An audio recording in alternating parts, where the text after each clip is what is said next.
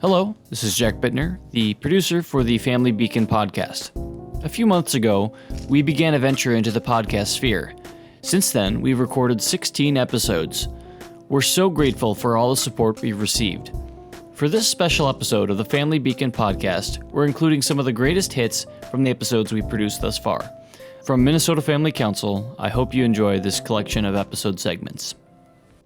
This is the Family Beacon. This is the new podcast from Minnesota Family Council. We are Minnesota's only statewide group devoted to fighting for life, family, religious freedom. We're here today because we want you to be able to stay informed on the crucial issues facing our state. We want you to be able to have a framework for understanding what you hear in the news. We are prayerfully looking at what are the top stories this week when it comes to life, family, and religious freedom. We're in a new era where there's an unprecedented attack on religious freedom. There are unprecedented opportunities to defend the sanctity of life.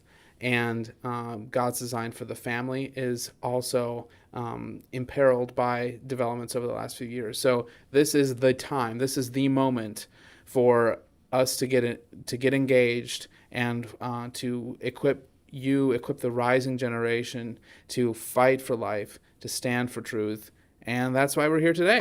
Christians are still pretty respected. The Christian worldview is very prominent still. So if you're saying that the world has a negative attitude towards Christianity, you're wrong. It's pretty peaceful out there. It really isn't. That's not true. No. This sort of thing is happening here in Minnesota. It's happening nationwide. And it's an attack on religious liberties. It's an attack on Christianity. It's an attack on children. So I think this just goes to illustrate that we are living in a post-truth world. 2 + 2 = 5 in our world. Read 1984. Up is down. What is not true is apparently true. Whatever isn't scientific is science, apparently. It's just everything is spinning, and it's a good reminder, Moses. So I'm glad you brought that up. Yeah, and so why is this issue coming up? It's because young people are hurting. It's because young people are telling their peers and their parents, I identify as non-binary or identify as something other than what I was born as. And that is a problem that we're seeing in this generation more than any other. And I think that's so dangerous. So Grace, the problem here is that minors, young people, children are telling their peers, telling their parents that they are transgender or non-binary. That is happening now in this generation more than it ever has in the past.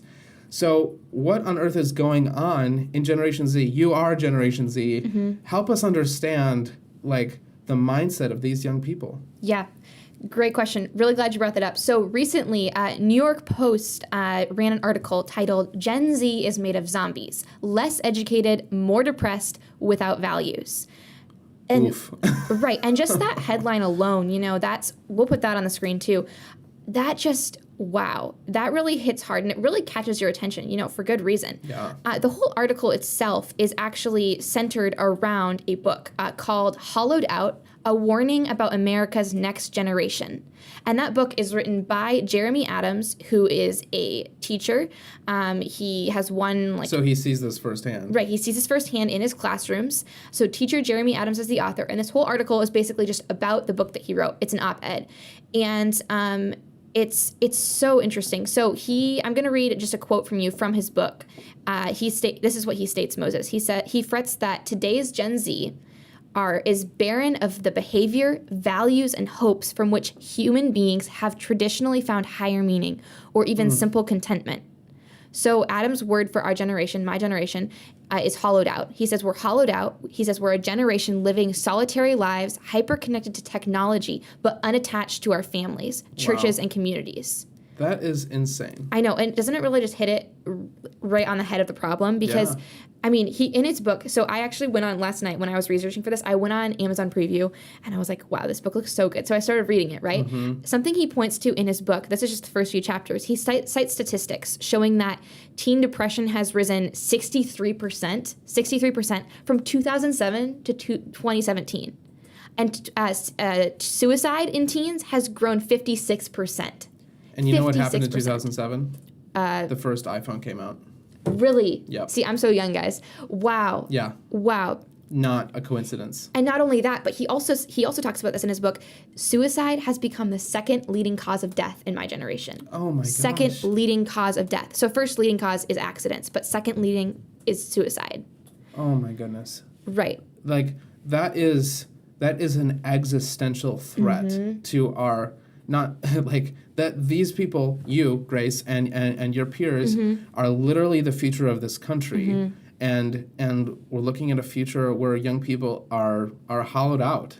And I just, tell me more about what that means. I'm not sure I'm quite taking that on board fully. Yeah, let's talk more about that because that's good. I really his main point in this, Jeremy Adams, and I absolutely agree with him. I think what he's saying is right, absolutely right. His main point is about.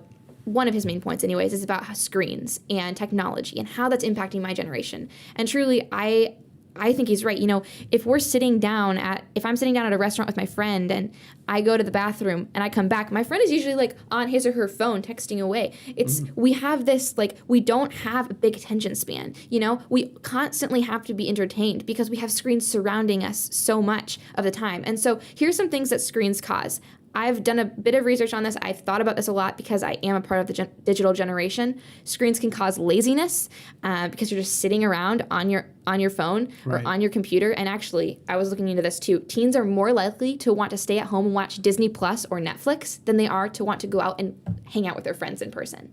That's insane to I me. know. That's insane. It's so like, sad. I did grow up in the pre-smartphone generation. Smartphones were not a thing until I was in high school. And I didn't get one until I was out of college, I think. But and so like it would never have occurred to me. Well, actually no, I take that back because digital addiction was already a thing. I was sitting at home on the computer, engaging with people on Facebook and in forums, and I absolutely like I understand a little bit of that. This is way before like the idea of selfies and all that stuff. Snapchat, yeah, which the whole concept of Snapchat too is you have to be on the app every single day to keep a streak. Every single day you have to open an app, so you're attached to this app. And if you don't go on the app and send a picture to your friend, then you lose your streak. That is the epitome of addiction. Like, addiction mentality, right, yeah. Right. And I used to have a Snapchat account like in high school. Wow, I'm old. 4 years ago or whatever. I used to have one. That's insane. And then I realized, why am I doing this? Is it because everyone else does? Yeah, it was because everyone else did. Ridiculous. Sorry, I cut you off there, Moses, but... No. I'm done. You're absolutely right. And imagine what COVID lockdowns did to this. Oh my gosh, I actually have stats on this. Yeah. This is mentioned in the book. Jeremy wrote that there's a study conducted. There's an estimated... a young person's, so Gen Z's screen time increased an estimated 5 hours a day during COVID. 5 hours a day. Wow. During and some COVID. of that's class time with online classes. True, but still. That's insane. That's so much time. So anyways, it can cause laziness because you're sitting around. Other things that screens and technology can cause for young people is, depression and suicide, like we've talked about. Depression and suicide skyrockets. And why is that? Good question. Social media is a comparison game. You're going on there, you're seeing other people, and we have to realize if we're going to use social media, and I use social media, so I'm not saying everyone needs to completely get off of it, but if you're using it, recognize that everyone's social media is a highlight reel. Everyone's showing the best of themselves. Right. You're able to curate your identity. You're able to show only what you want other people to see.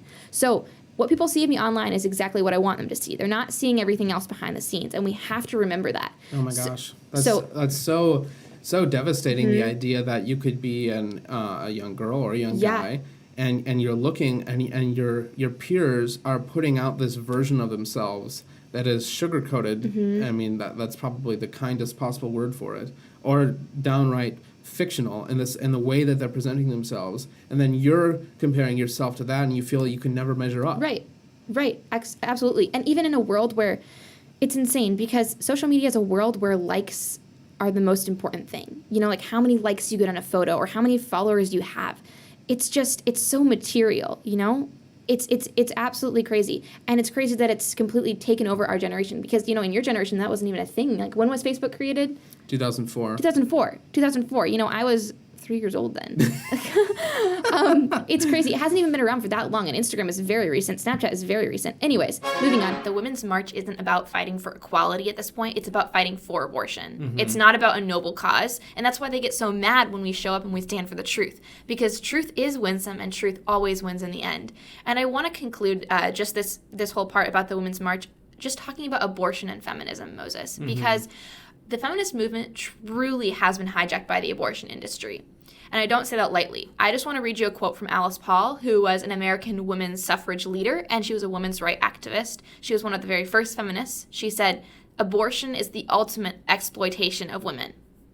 Now, that's absolutely so true. Elizabeth Cady Stanton also wrote about abortion, or when she was asked about abortion, she referred to abortion as infanticide.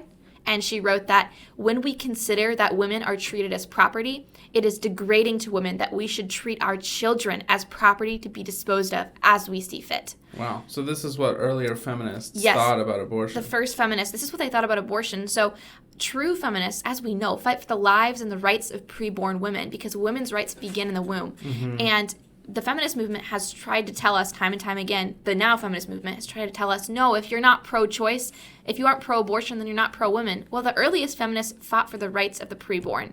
And that's why we as women should fight for the rights of the preborn as well. One of the many reasons. And true feminism does not suppress the rights of others. It doesn't degrade true femininity and say that it's toxic. It promotes equality among all people from the very youngest to the very oldest, among the preborn and the living.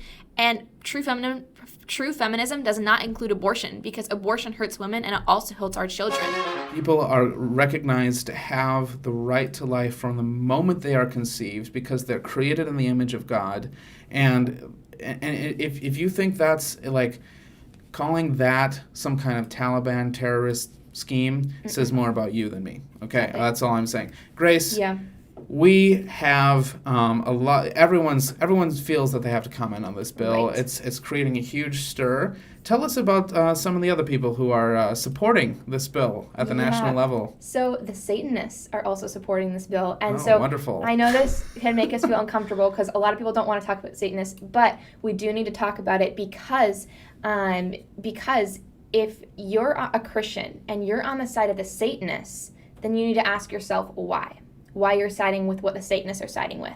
Grace, just a second. Read what the headline was that article. I just thought this was so... This is the article. This is run by Salon.com.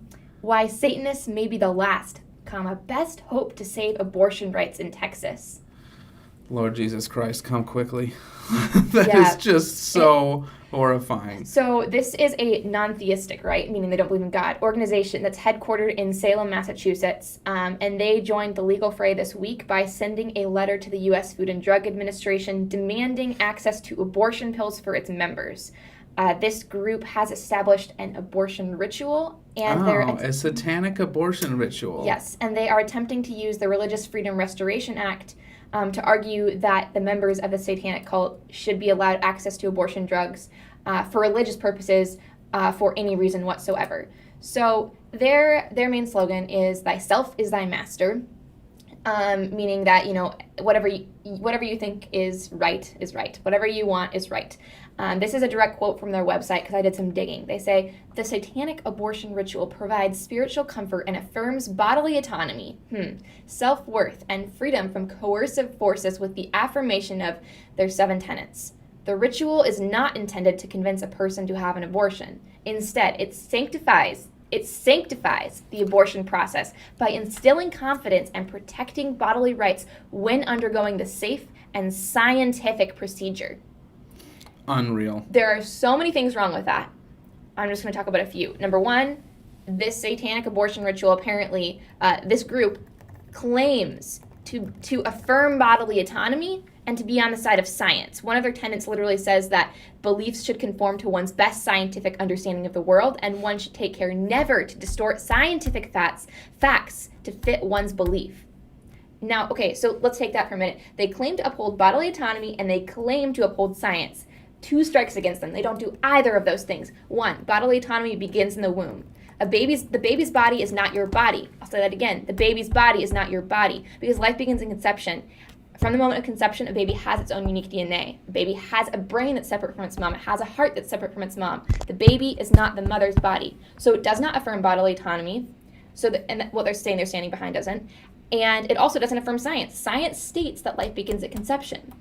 So they don't affirm science. Right. And then also, it says that they state that it sanctifies the abortion process. You cannot, sanctify means to make holy.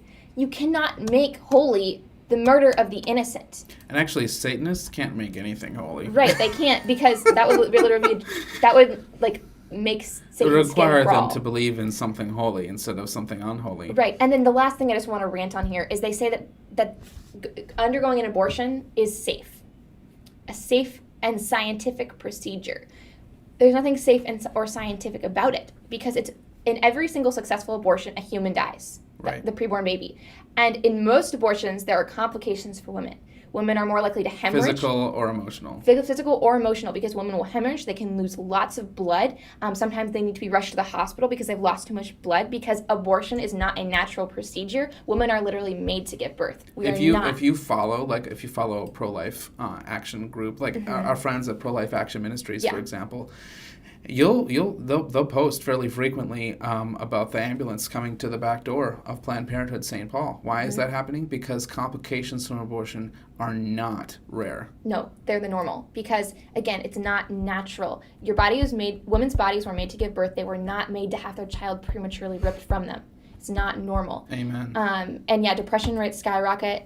Your chances of infertility skyrocket. There's so much that abortion does to hurt women. So it's not safe. So these Satanists are citing religious freedom as the reason that they should have unlimited access to abortion. And so they say this on their website. They say, we take legal action to make sure Satanists receive the same treatment as people of other faiths. And so what they're citing here is they're actually citing the Hobby Lobby versus Burwell decision. That was a landmark decision back in 2014. So that's just very very ironic. Right, which is ironic because I was a baby back in 2014. She wasn't literally a baby. 7 years ago. She has a tendency to exaggerate. Anyways, this was about 7 years ago. But basically what happened there was Hobby Lobby got sued by some people because under the Obamacare Act, you were required to provide contraceptive care in your health care for employees, and they didn't want to because they're a religious organization. So they were against birth control.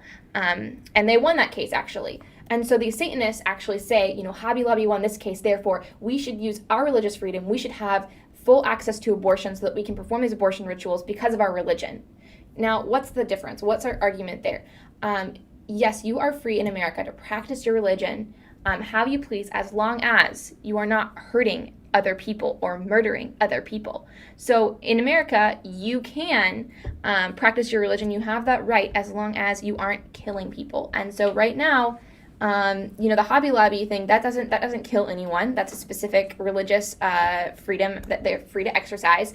But this would enable them to kill another person. So there is a difference there. There is a massive difference between the Supreme Court saying that a company founded and owned by religious people with a sincere, constitutionally protected objection to birth control, something which is a controversial social issue in this country, and like that would be equivalent to someone saying, no, you need to allow me to have an abortion, something which ends a life, as you say, that there is no equivalency there. No. And so that's their argument. I want to wrap up on this point because we don't need to belabor the Satanist point, but I want to close this section just by stating that at root, as Christians, we need to remember that this is just a example that there is a constant war between the woman and the serpent. This began in the garden, and it will not end until Christ returns. So we must not be oblivious to that, and we must remember that. And again, if you're a Christian and you're on the side of the Satanists here, if you're supporting what the Satanists are supporting, ask yourself why. Grace, I want to give you an example of that. Sure. The head of the National Abortion Federation is not a satanic priest or a Wiccan or a pagan. The head of the National Abortion Federation is the Very Reverend Dr. Catherine Hancock Ragsdale, an Episcopal priest and the president and CEO of the National Abortion Federation.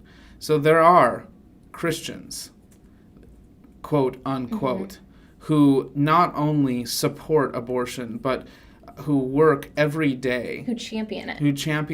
The National Abortion Federation is one of the not super significant, but national organizations advocating for abortion, and they are advocating for the killing of babies. They are finding common cause with the Satanists, and this woman who is a priest or possibly even a bishop in the Episcopal Church is on the side of the Satanists. And so, as Grace says, if you check yourself, okay, yes, if you are yourself. a Christian and you're like, oh yes, but a woman's right to choose is sacrosanct, look who's on your side. Yes, and it is absolutely true that a Christian who supports abortion either doesn't understand what abortion is or they don't understand what Christianity is. Absolutely, that's good. Thank you. You're welcome. Thank you, Moses. I just have to say, Grace is awesome. Grace has been fighting for life since she was a teenager, and she has worked in the pro-life sphere all that time, and she continues to do that. Follow her on Instagram. Oh, wow, giving me a shout out. Yeah, I'm giving you a shout out. Don't follow me on Instagram because I don't ever post on it. I just posted a rant about Lyft giving money to supporting this new or going against this new Texas law, and they're going to fully cover any drivers that are sued under this law that are driving women to abortion things. I just did a rant on that. So, yeah, if you want to, you can follow me on Instagram. So, Moses, let's move on to our final topic before we close out. What's the Biden administration have to do with this? What's the Biden administration doing? So the Biden administration, they're gonna try to interfere in the affairs of any state that tries to pass this law, and so the way that they're doing this right now. So we're talking about Attorney General Merrick Garland, and he, if you think back a few years, he was nominated to be on the Supreme Court, and he would be on the Supreme Court if Hillary Clinton had won the 2016 election. But events took a different course, and Joe Biden had nominated him to be his attorney general. So now we have someone who, and he's revealing his true colors here, right? Like everyone thought he was a moderate when he was nominated for the Supreme Court, but now when it comes to abortion, we see he's playing his hand. So he's saying the Justice Department, which he heads, is urgently exploring all options to challenge Texas SB 8 in order to protect the constitutional rights of women and other persons, right? Because not only women can have an abortion. Right, because, men and women can get pregnant. Yeah. Okay, mini rant. Yeah. When people say, no uterus, no opinion, I'm like, what? Because it's so ridiculous. Because then you're literally affirming women's bodily autonomy and saying only women have a uterus. Yeah. But then they turn around, and at the other side of their mouth, they're saying, oh, no, men and women can both have kids, and men and women both have uteruses, but if you're a man, you got to shut up about abortion because you don't have an opinion. It's so fun. Ridiculous. It's so fun to watch from the sidelines as like these as the kind of world old, goes into chaos and explodes because they don't affirm fundamental truth. When you throw objective truth out the window, that's what happens. You say one thing and then you say another thing, and it's completely contradictory, and it's just like, it's fun to watch. It's fun to sit back and watch from the sidelines as these crazy left-wing battle axe feminist types from destroy their rights. The old guard, and they're like, being a woman is something special. That's why we don't support the patriarchy, that type of thing. Right, and that's why abortion is necessary. It's given by God or whatever they say. And then the other side is like, being a woman is whatever I feel like it is. Being a woman is a social construct. Being a woman is a social construct, and moreover, trans men, that is to say, women who identify as men, can obviously in most cases get pregnant, and therefore you'll see people saying it's not just women who can get abortions. Right. In fact, here we have the Department of Justice of the United States of America saying women and other persons. Oh my gosh, it's horrifying. So what they're trying to do is saying, well, there's this federal law that prevents people from interfering with people who are trying to get into any type of medical facility. And so and honestly, it seems kind of weak to me. Like, they start by saying, we're looking at all options to challenge this bill, and then they say, and here's one thing. And it's sort of like, okay, so you're kind of admitting that this thing is not a very strong way to challenge the Texas law. And there's this press release is literally 5 paragraphs. So there's nothing. Yeah. There's not much there. But President Biden has come out and saying he's going to fight everything. The women's right to choose. Blah blah blah blah. Such a about face from President Biden, who used to be one of the most moderate Democrats on abortion, who opposed taxpayer funding for abortion until about 5 minutes before he was elected. Right. Grace, we're coming for landing. We wanted to talk about the Texas law more on this show because it has had such huge implications. The pro-abortion lobby was definitely caught unawares by this. They were not expecting a law. What a huge win for life. They were not expecting a law to take effect. It is a huge win for life because there are literally babies who are going to be born now who were going to have their lives taken away from them in Texas by abortion providers who are now going to live to fight another day, and that's amazing. Don't let anyone tell you that life isn't winning. Life is winning. Other states are following suit. Life is winning, life is precious, and we're going to keep on fighting for it because my generation is the pro-life generation, and we will abolish abortion in my lifetime. I strongly believe that. Absolutely, and I didn't used to think that, and also I'm older than Grace, but I have come to believe that. I've come to be so hopeful about that, and I just ask that you'll work and pray with us to end it in Minnesota, not just in the country at large, but in Minnesota. We have a lot of work to do. Men are not able to. Many men are not able to just get on that pipeline because they aren't getting on the education pipeline, which goes to the work pipeline, and then their lifetime earnings are depressed, and then they like, if I have a good job, then I'm motivated to get up in the morning, and I'm motivated to go to work, and I'm motivated to provide, I'm motivated to enter if I'm single, I'm motivated to enter the dating market and be a high value match for some woman. But if I'm not, if I don't have a good job, if I don't have good education prospects, then what I do is I sit at home on my tush, eating Doritos and Cheetos, and I eat chips off my chest and play Halo 2, as the song says. Just play video games, or worse, and we see this locally in our area, get involved in crime. Why is crime a problem? Because there are no opportunities for young men. Because there are failing schools, no job market for quote-unquote low-skill jobs, or there are plenty of low-skill jobs, but those jobs don't have a pathway to stability. I see so many ads. I'm sorry, this is such a soapbox for me because I care about the fact that our society is hostile to men. It just is. And but one of the our ways society, it I think, is more hostile to women. No, I disagree. Really? No, I absolutely disagree. Wow. Because look at what is the single most important thing that people can achieve in our culture? It's getting a bachelor's degree. 60% of bachelor's degrees are awarded to women. I'm not saying it needs to be 50-50. Women work pretty hard. What can I say? Well, No, women deserve their success, but I'm saying that our culture is. I really think I do think it's hard because there are. I wouldn't say that there aren't any opportunities to young men, because I definitely think there are. It's just sometimes you are handed an opportunity, and all you have to do is take it. I think I've been handed a lot of opportunities in my life, and I'm very grateful for that. And all I've had to do is go pursue it and say yes to that.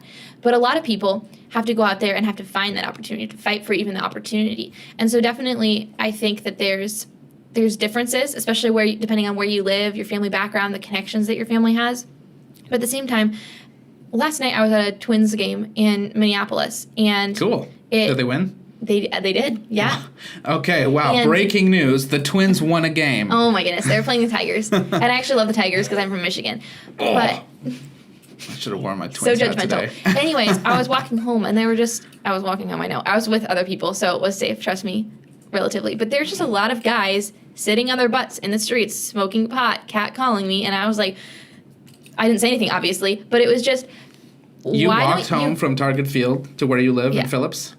No, not where I live, to the church. Oh, okay. So it wasn't, I would never walk through Phillips at night, ever, ever. Yeah, do not do that. But anyways, I was with other people, had my pepper spray in my hand, but still, it was just like, why can't you get off your butt, stop calling me names, and go get a job? It's not that hard to get a job at McDonald's. That's better than sitting on the street. The problem, though, I think this plays into it, is that most people can get paid more money to sit on their butts and do nothing, and because of the government handing out free money, than they can to work a minimum wage job at McDonald's, which is depressing. Well, that's only true if you're actively looking for work. That's how you qualify for unemployment insurance. Yeah, you can do that, and it's just the government can pay you more money to not work than you can to work. That's absolutely a thing. That's a policy thing that affects both men and women. But one thing, and this applies to both men and women. There's no pathway oftentimes from the low wage jobs that we see advertised, like working at McDonald's or working in a warehouse. There's no, or being a school bus driver. Those got to be the 3 most common ads I see. And then it's all like, oh, $15 an hour. It's like, great, you could probably pay the bills, but you can't buy a house with that kind of money unless you're married. And there's also no pathway from, or very little pathway, from flipping burgers to owning a restaurant, to actually creating wealth. You have to go out there and you have to make connections, and you have to search for those opportunities. You really do. I'm not saying that it's hard, but like if you look at someone like Vodi Bakum, who I've been studying his life recently, he was born to a single mom. His dad left his mom, which is tragic, and he grew up in a not so good area, and he went to school, and even though his school system wasn't the best, he tried very hard. He was very academically motivated. He thrived in school. At first he wasn't. At first he was kind of a bum in school, and then his mom talked to him and said, you are my son, I expect more from you. And then he started getting A's and being smart and talking in class. And then he went to college, and again, he applied himself. And I think that's something that we can take away from this, is that you can accomplish so much if you simply work hard, if you're on time, if you're respectful. These are things that you can control about yourself that you don't need anything else for. If you're on time to things, if you dress well, if you don't dress like you're just sitting around, if you don't wear pajama pants, wear some nice slacks, dress for the job that you want, not the job that you have. Right. And then you work hard and be respectful of others. Like, these are things that you can do. That's absolutely right. And I want to say this to the men. Like, God designed men for leadership. Okay. That is the biblical model. That does not mean that every man is a great leader in the workplace and that every woman has to be submissive and stay at home. That's not what I'm saying. I'm saying that men crave the ability to lead, and that comes from the ability to hustle. Thanks for listening to or watching this episode of the Family Beacon podcast from Minnesota Family Council. Subscribe wherever you listen to podcasts so you're up to date on life, family, and religious freedom. You can follow us on Instagram at MN Family Council and subscribe to us on YouTube to watch our content. Get the facts, stand for truth.